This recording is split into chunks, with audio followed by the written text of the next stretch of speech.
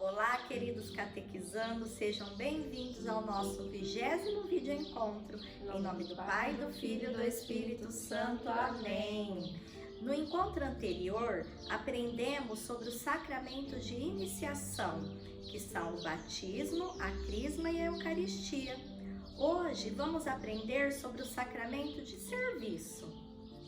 Algumas pessoas, depois de já terem sido consagradas pelo sacramento do batismo e da confirmação, sentem-se chamadas por Deus para um outro tipo de consagração especial. São os padres, através do sacramento da ordem, e os noivos, através do sacramento do matrimônio. Vejamos. O que são sacramentos? Sacramentos são sinais e meios que fortalecem a nossa fé. Servem para mostrar a cada etapa de nossa vida que Jesus está com a gente. Estes são pontos de encontro com Jesus. E todo sacramento tem um símbolo e um gesto que representa ele. Vamos aprender sobre cada um deles. No vídeo de hoje, vamos falar sobre o sacramento da ordem e do matrimônio. O símbolo que representa o matrimônio são as alianças, e o símbolo que melhor representa a ordem são as mãos. Os sacramentos que falei nos vídeos anteriores, batismo, eucaristia e crisma, são chamados de sacramento de iniciação cristã, que é onde a pessoa começa nesse caminho lindo que é a vida perto de Cristo. Mas o sacramento da ordem do matrimônio, eles são chamados de sacramentos de serviço, que é onde o adulto resolve servir a Deus de alguma forma. Primeiro vamos falar do matrimônio. Matrimônio é quando um homem e uma mulher se casam para juntos formarem uma linda família. Na celebração do matrimônio, os noivos se decidem casar e vão à igreja. E convidam várias pessoas para ficarem felizes também com eles nessa festa. O padre os abençoa e os noivos fazem promessas um para o outro, mas também fazem promessas para Deus. E então eles colocam um anel nos dedos, que é a aliança, é o sinal de amor e fidelidade de um pelo outro. E neste momento eles se tornam um só, que quer dizer que eles vão ser os dois responsáveis por uma família que vai nascer a partir deles. O casamento na igreja não é somente uma festa que acontece, ele é sim um sacramento. Quando se casam, um homem e uma mulher têm uma grande missão de terem filhos e educar e ensinar esses filhos a serem pessoas boas e ensinar também sobre as coisas de Deus. Por isso, os papais e mamães precisam estar sempre pertinho de Deus e de muito amor para que essa missão de formar uma família seja completa. Mas nem todas as pessoas têm vontade de casar. Então, quando um homem sente no coração um chamado para ser padre, ele recebe então o sacramento da ordem, que é o sacramento em que Deus autoriza aquele homem a ser representante de Jesus aqui na terra. Somente um bispo pode ordenar o padre, e o ritual de ordenação é cheinho de símbolos. Tem um momento da celebração em que o futuro padre se deita no chão. É um sinal de humildade, mostrando que ele sempre vai estar a serviço de Deus. Depois, esse futuro padre recebe a estola e o bispo então abençoa as mãos deste padre com o óleo santo. E neste momento, as mãos deles vai ter todo o poder vindo do Espírito Santo e ele será como os apóstolos de Jesus Cristo. Ele vai representar Jesus. E a principal função do padre é celebrar a Eucaristia. E as mãos que receberam o óleo e o poder do Espírito Santo, em toda a missa abençoa o pão e acontece a transubstanciação, que faz aquele pão virar o próprio Jesus. No sacramento da ordem existem 3 graus. O diaconato, que é o primeiro grau, em que o jovem fica a serviço da igreja. Mais tarde ele se torna padre, que é o responsável pelas igrejas e todos os fiéis. E por fim, o último grau, depois de um bom tempo sendo padre, ele merece e recebe a bênção de outros bispos para se tornar um bispo. Mas, Wagda, por que só os homens podem ser padres? Por que os padres não podem se casar? Calma, eu vou explicar tudinho. A igreja é um espelho de tudo aquilo que Jesus deixou. E Jesus escolheu para seus apóstolos somente homens. E assim seguimos até os dias de hoje. Isso são os planos de Deus. Mas da mesma forma, Deus confiou somente às mulheres serem mamães e formar uma vida dentro da barriga delas. E assim, cada um tem a sua beleza para Deus e a sua missão. Jesus também escolheu não se casar e a sua vida era todinha só para mostrar o caminho do céu. Assim também, os padres devem entregar a sua vida a serviço da igreja. E a família dos padres somos nós que vamos à missa sempre, que sempre estamos ali, pertinho dele na igreja. Agora que já sabemos o que é ordem e o que é matrimônio, e que os dois têm a ver com família, vamos fazer uma brincadeira para ajudar a entender isso tudo. Nós vamos precisar de uma folha branca, caneta e tesoura.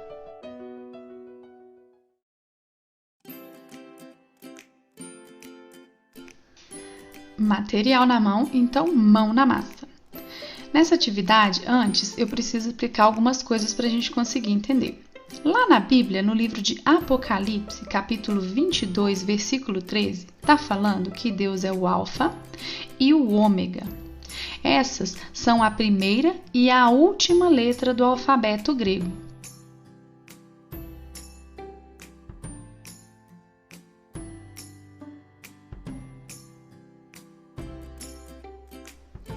Isso quer dizer que Deus é o princípio e o fim.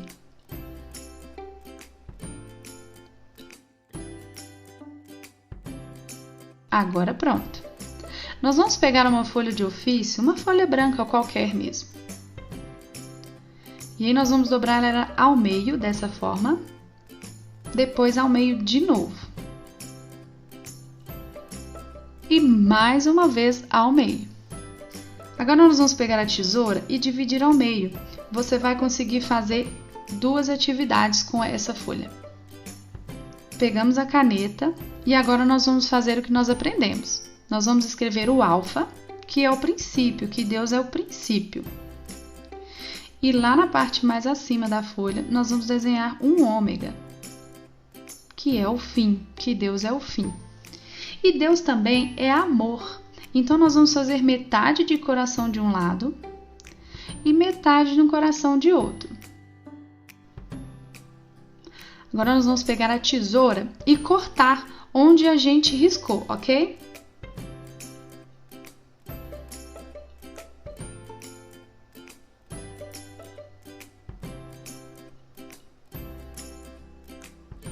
Cortando tudo, a gente vai ver que os pedacinhos que sobraram formaram corações, olha que legal! Já é o amor aparecendo.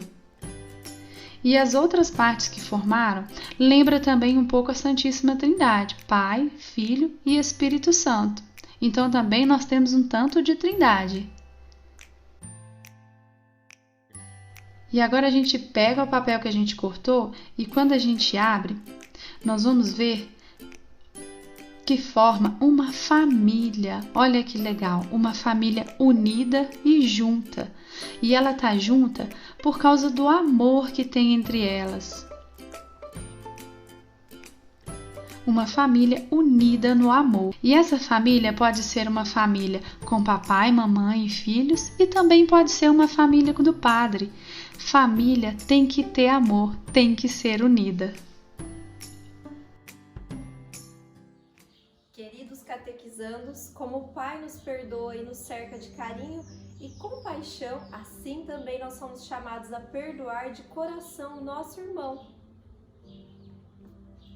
Quem já experimentou a alegria e a liberdade que brotam do perdão, sabe a importância desse gesto para a vida da família e da comunidade.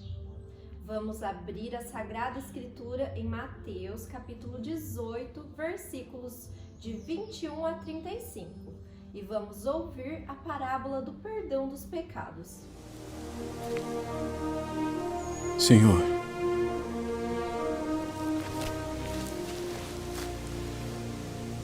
Até quantas vezes pecará meu irmão contra mim e eu lhe perdoarei?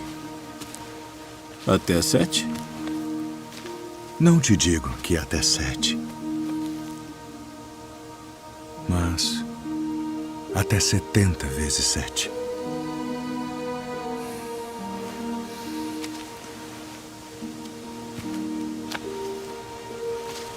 Por isso, o reino dos céus pode comparar-se a um certo rei que quis fazer contas com os seus servos. E começando a fazer contas, foi-lhe apresentado um que lhe devia 10.000 talentos. E não tendo ele com que pagar, o seu senhor mandou que ele e sua mulher e seus filhos fossem vendidos, com tudo quanto tinha, para que a dívida se lhe pagasse. Então aquele servo, prostrando-se, o reverenciava, dizendo: Senhor, seja generoso para comigo e tudo te pagarei. Então o senhor daquele servo, movido de íntima compaixão, soltou e perdoou-lhe a dívida. Saindo, porém, aquele servo encontrou um dos seus conservos, que lhe devia 100 dinheiros. E lançando mão dele, sufocava-o, dizendo: paga-me o que me deves. Então seu companheiro, prostrando-se a seus pés, rogava-lhe, dizendo: seja generoso para comigo e tudo te pagarei. Ele, porém, não quis. Antes foi encerrá-lo na prisão, até que pagasse a dívida. Vendo, pois, os seus conservos o que acontecia, contristaram-se muito e foram declarar ao seu senhor tudo o que se passara. Então, o seu senhor, chamando-o à sua presença, disse-lhe: servo malvado, perdoei-te toda aquela dívida porque me suplicaste. Não devias tu igualmente ter compaixão do teu companheiro, como eu também tive misericórdia de ti? Indignado, seu senhor o entregou aos atormentadores, até que pagasse tudo o que devia.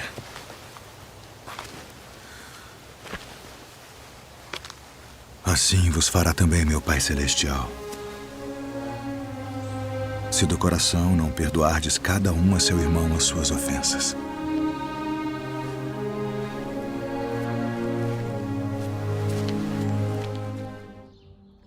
Hoje, a palavra de Deus nos ensina o perdão.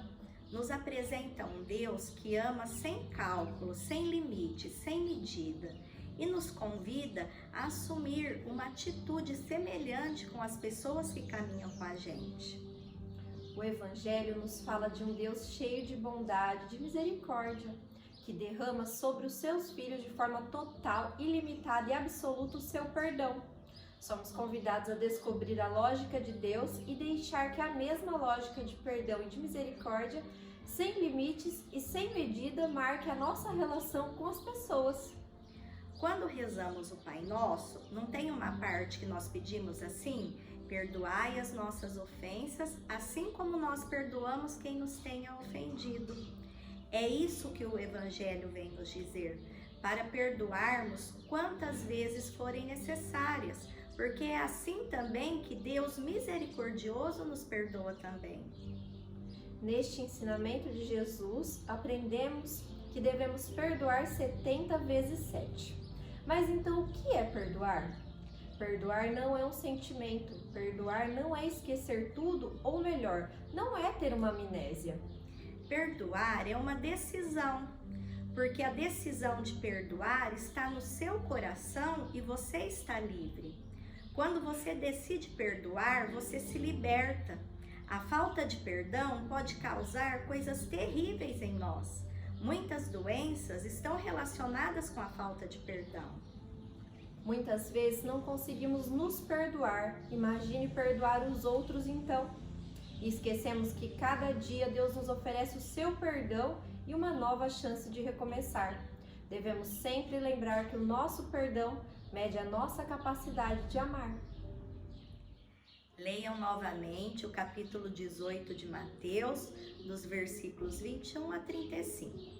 E vamos entender o que o Senhor vem nos dizer hoje. O que Pedro perguntou a Jesus? O que Jesus respondeu? Existe um limite para o perdão? Qual o tema central do evangelho de hoje? O que é o perdão?